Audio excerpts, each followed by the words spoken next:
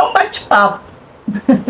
No final dos anos 70, início dos 80, eu estava em torno da casa dos 25, 26 anos.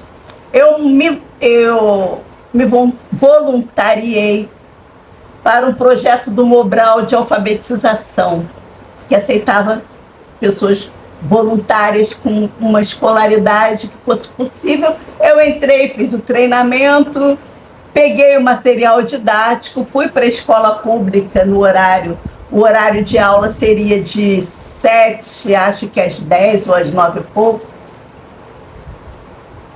E tinha uma turma cheia quando eu cheguei lá. A primeira vez que eu me vi diante de uma quantidade de gente, esperando que eu começasse a falar. E eu usei um pouco do treinamento, que era fazer com que as pessoas se apresentassem. E eu me dei conta da minha responsabilidade ali com a alfabetização. Eu achei que fosse ensinar o A, E, I, O, U, Babebi, Bobu, mas o olhar daquelas pessoas, para mim, tinha uma mescla de esperança e de desengano. E aquilo, eu não estava preparada para aquilo, sabe? A gente, quando é jovem, a gente quer, eu vou ajudar. Mas aquilo foi uma grande escola, porque me mostrou que não é bem assim. A gente vai achando que vai salvar o mundo e, de repente, é o mundo que nos salva, o que tem um efeito bem diferente. Eu olhei aquelas pessoas e comecei a conversar com, assim, aleatoriamente, perguntar a um e a outro, e me dei conta que eles não sabiam o dia da semana, o mês, o ano.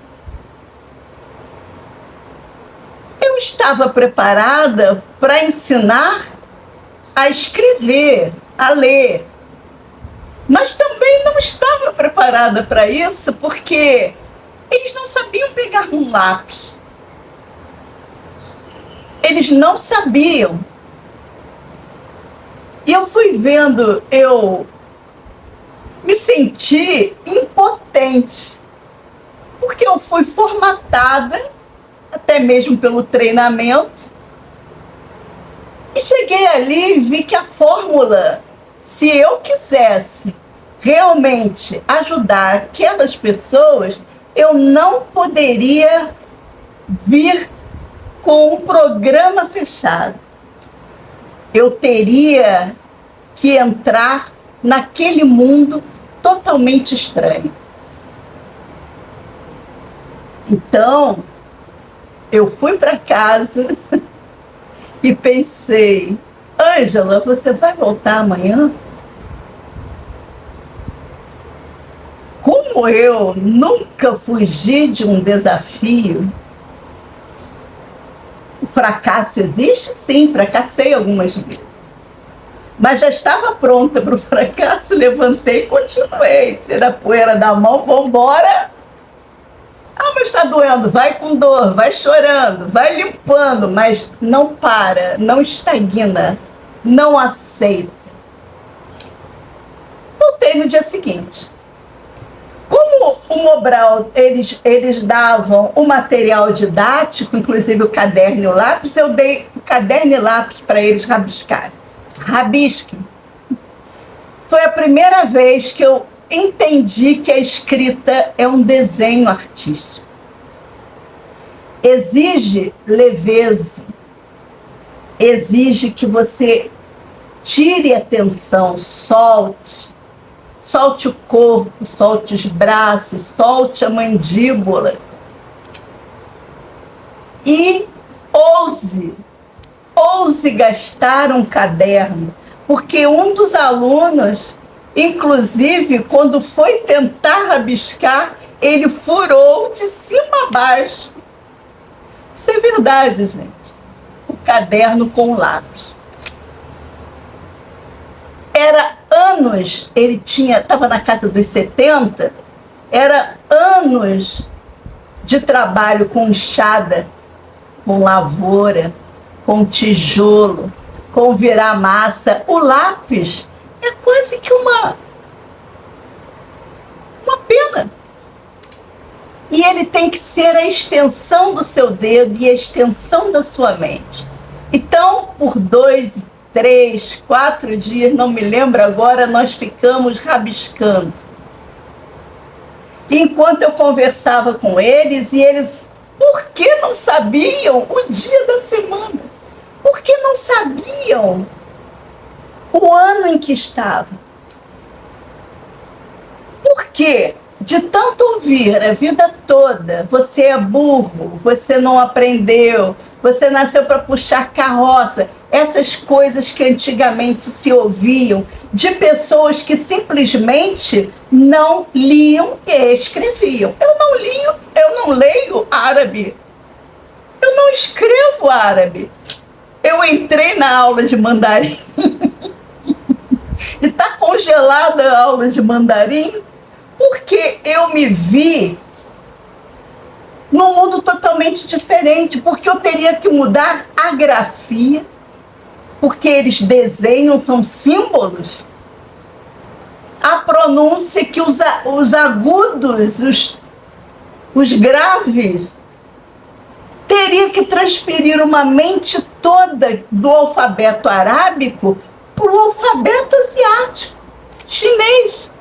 Falei, gente, agora eu estou com muita coisa para fazer, é fascinante, é linda, vou pegar quando puder, mas eu estava em muitos empreendimentos. Mas naquela época eu não entendia. Até entender que como você tem um rótulo de eu não posso, eu não tenho capacidade, tudo mais se fecha. Então o que adianta eu saber o dia do mês, o ano que eu estou? E também estavam desenganados ali, porque achavam que estavam ali apenas para aprender a escrever o próprio nome, que é uma cidadania que eles não tinham na época. Eles não tinham essa cidadania. Então o que eu fui fazer? Eu fui trazer a realidade para eles, para o mundo deles. O ler e escrever para o mundo deles. A importância de ler o número do ônibus, de ler o bairro para onde aquele ônibus ia. E mais tarde aqui no Rio, aquilo iria servir muito, porque eles padronizaram os ônibus. Antes eles identificavam pelas cores, né? Esse ônibus vai para o Meia, esse ônibus vai para o centro do Rio, o desenho, as cores do ônibus. Mas quando foi padronizado, isso foi uma porta que se fechou para quem não sabe ler e escrever. Eu sabia de tudo isso porque lidei com eles. Então passamos a debater notícias que davam no rádio, na televisão, no jornal.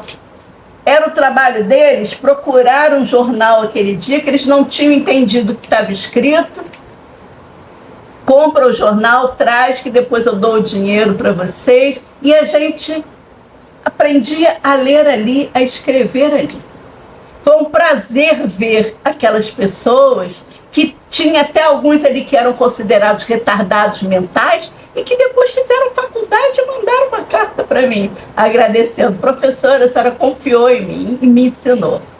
Porque a pessoa se fecha.